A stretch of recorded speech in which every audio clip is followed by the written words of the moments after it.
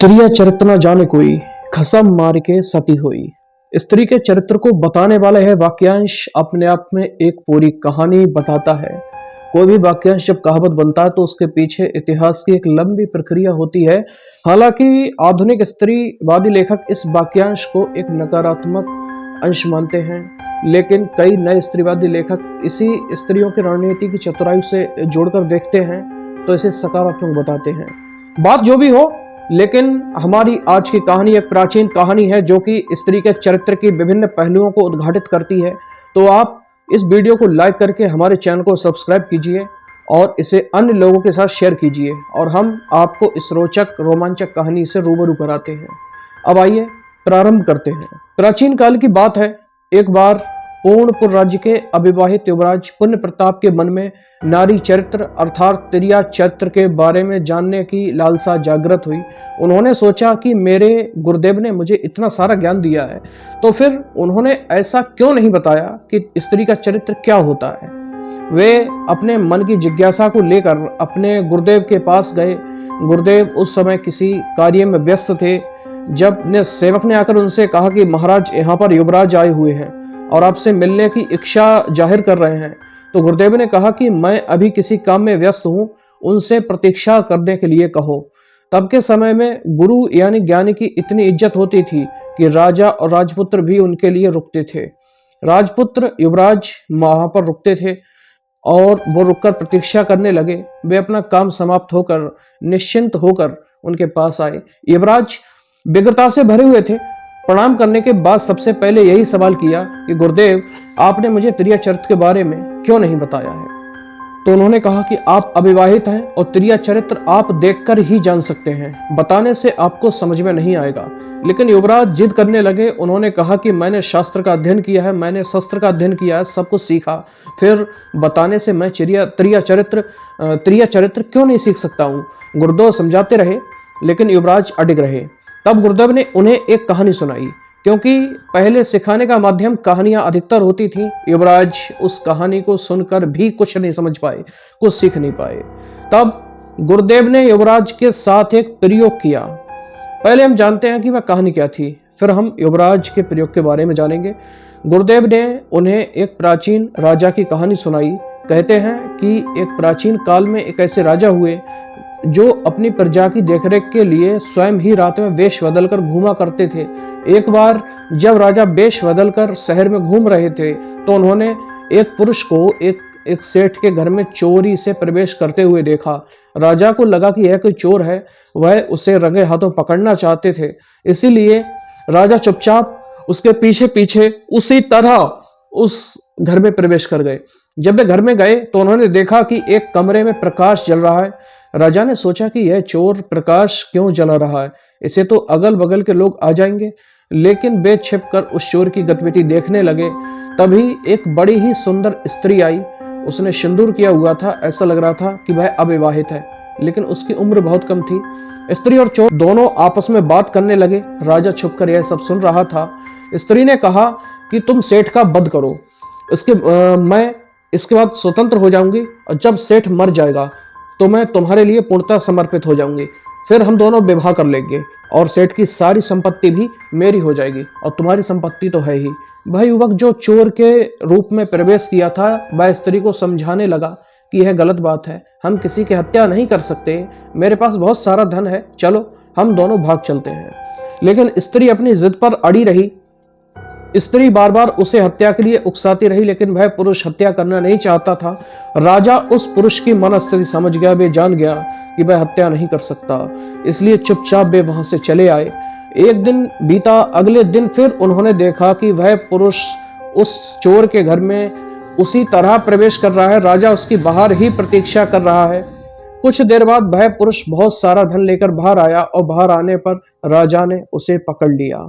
राजा के साथ छिपे हुए वेश में कुछ सैनिक भी थे। उन सब ने मिलकर उस पुरुष को पकड़ा और उसे राजा के महल में ले आए। राजा ने कहा कि आखिरकार तुमने सेठ का वध कर ही दिया। तब उस लड़के ने बताया कि नहीं, मैंने सेठ की हत्या नहीं की है, बस इस स्त्री ने मुझे धन दिया था, वह मेरी प्रेमिका है, मैं इस धन को लेकर बाहर आ रहा हूँ। कल सुबह होते ही हम लोग इस शहर से दूर चले जाएंगे। वह अपने सेठ को एक रात प्रेम करना चाहती है, इसलिए आज वह रुक गई है। जब राजा ने उसकी पूरी कहानी जाननी चाही तो उस चोर ने बड़ी ही रोचक कहानी बताई। उसने कहा कि यह स्त्री मेरी प्रेमिका थी। जब हम दोनों ही कुंवारे थे तो मैं इससे प्रेम करता था। मेरे पिता बहुत संपत्ति वाले व्यक्ति थे, लेकिन एक दिन वह व्यापार करने के लिए गए हुए थे, तब डाकुओं ने उनका सारा धन लूट लिया।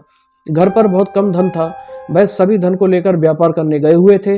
जब डाकुओं ने उनका धन लूट लिया तो हम अचानक से अमीर से एकदम गरीब हो गए। तब इस स्त्री ने अपने पिता की मर्जी से एक सेठ से विवाह कर लिया। मैं इसके प्रेम में पागल था और मैंने अपने धन को प्राप्त करने की सोची। मैं उन डाकुओं के गिरोह में शामिल हो गया और फिर मौका देखकर एक एक कर उनकी हत्या कर दी और धन लेकर वापस आ गया।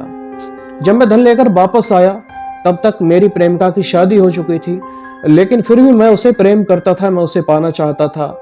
मैंने उससे मुलाकात की और मैंने कहा कि अब इससे भी ज्यादा मेरे पास धन है, तुम मेरे पास लौट आओ, लेकिन उसे भरोसा नहीं हुआ। फिर मैंने उसे बहुत सारे आभूषण बनवा कर दिए, तब उसको यह भरोसा हो गया कि मेरे पास धन है। उसने कहा कि मैं तुम्हारे साथ चलने के लिए तैयार हूं। फिर जब मैं उसको लेकर जाने के लिए आया तो उसने कहा कि मेरे पति की हत्या कर दो। मैं इसके लिए तैयार नहीं था।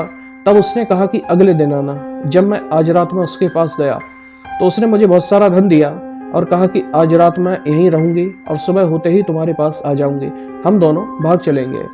चूंकि राजा ने उन दोनों की बातें पहले भी अपने कानों से सुनी हुई थी और उस चोर ने भी सच्ची कहानी बताई, तो राजा ने उस पर भरोसा कर लिया और वे अपने सैनिकों को उस स्त्री के घर पे भेज देते हैं।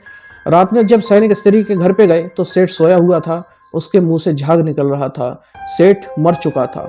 जब वह वहां पर लोग पहुंचे, सैनिक पहुंचे, तो स्त्री दहाड़े मार मार कर रोने लगी और कहने लगी कि इसने, जो उसका प्रेमी था, उसने मेरे पति को जहर दे दिया। पहले वो मुझसे प्रेम करता था, वह मुझ पर दबाव बनाने लगा और मैंने कहा कि मेरा एक पति है, मेरा विवाह हो चुका है, तो उसने आज रात में मेरे पति को जहर दे दिया और सारा धन लेकर भाग गया। चूंकि राजा को पहले ही उस चोर पर भरोसा हो चुका था तो वह सच्चाई जानता था, लेकिन यदि राजा सच्चाई नहीं जानता तो निश्चित रूप से लोग यही जानते कि निश्चित रूप से इसी ने इसी के पति की हत्या की है। तो राजा ने कहा कि तुम झूठ बोल रही हो, तुम्हारी यह झूठ बात मेरे सामने नहीं चलेगी। लेकिन अन्य लोग जो कि पूरी तरह सच्चाई नहीं जानते थे, वह राजा की बुद्धि पर तरस खा रहे थे। उन्हें लग रहा था कि चोर ने राजा को संपत्ति दी है, इसलिए राजा इसका पक्ष ले रहा है। इधर स्त्री को पता चल चुका था कि राजा सच जान चुका है।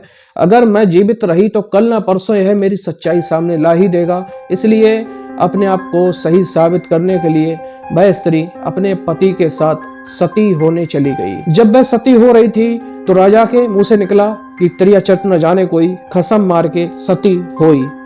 यह उस सती हो रही स्त्री ने भी सुना तो उसने राजा की तरफ तिरछी मुस्कान से देखा, तो राजा से कहा कि तुम दूसरों के घरों में बहुत झांकते हो, तुम अपने घर पर भी निगाह रखो, तुम्हारी जो छोटी रानी है उस पर भी निगाह रखना, तुम्हें पता चलेगा तेरा चरित्र होता क्या है।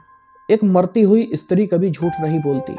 तब राजा ने अपनी छोटी रानी पर इसी प्रकार नजर रखना शुरू कर दिया।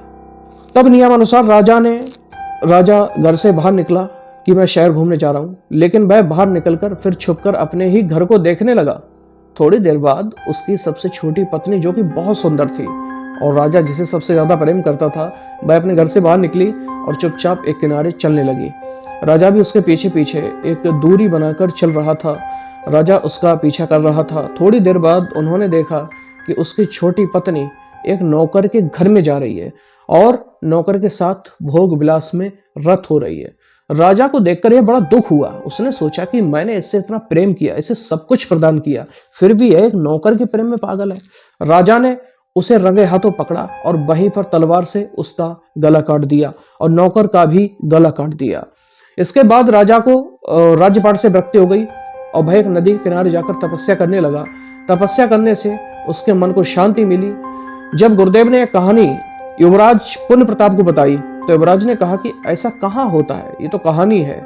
इस पर गुरुदेव ने कहा कि मैंने कहा था कि तुम्हें विश्वास नहीं होगा। जब तक कि तुम्हारे साथ कोई घटना नहीं घटेगी तब तुम नहीं समझ सकते कि तेरा चरित्र आखिर होता क्या है।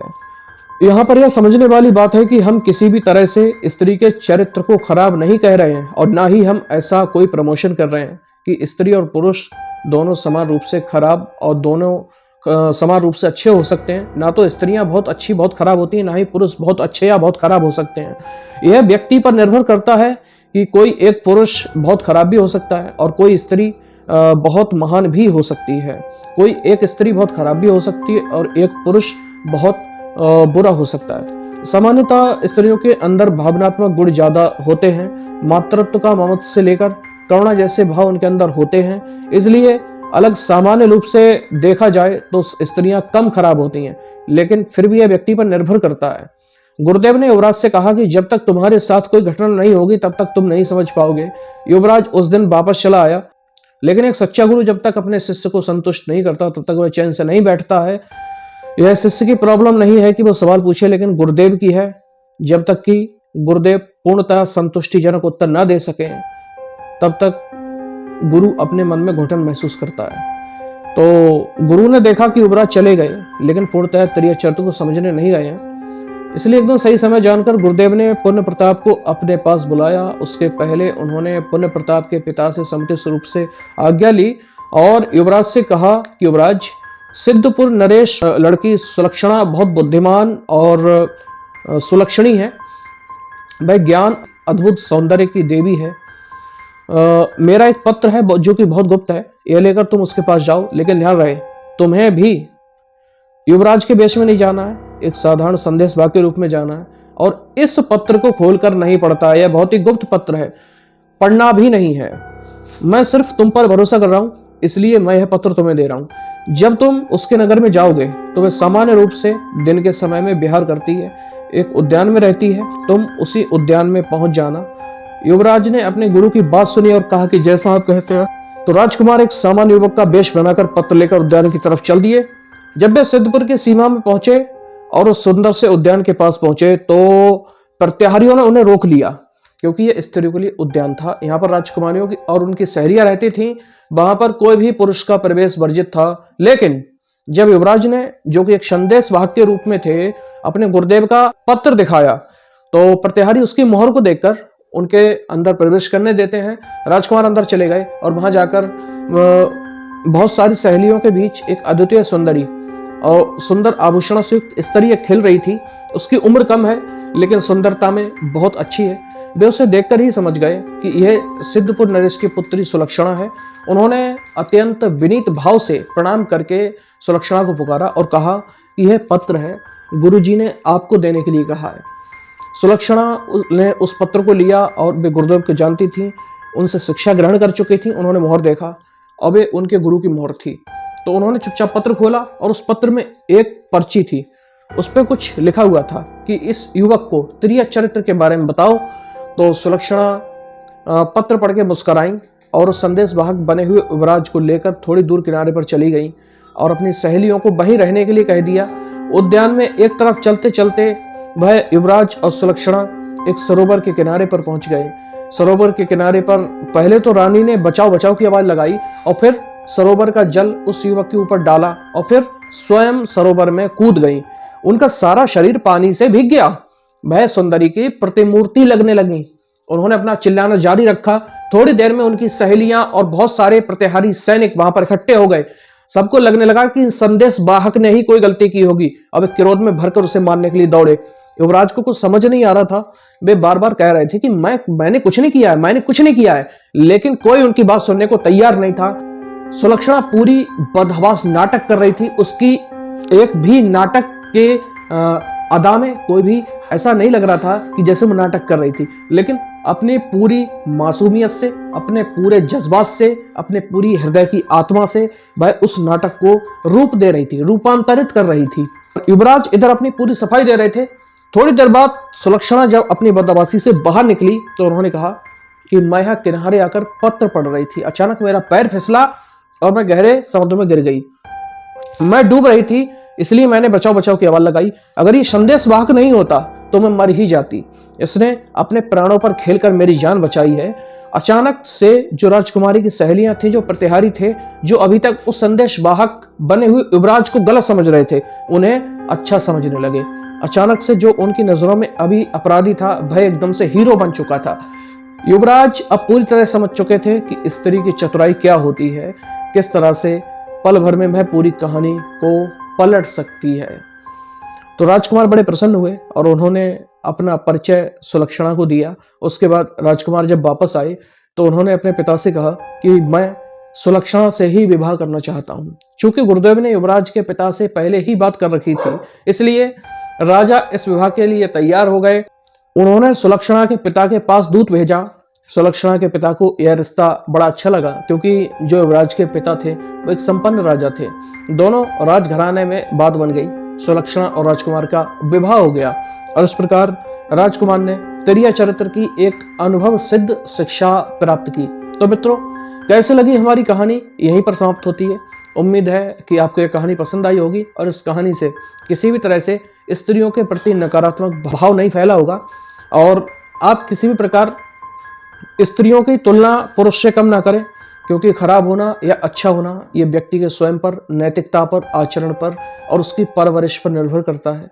अतः हम कहानी को यहीं पर विराम देते हैं। तब तक के लिए नमस्कार।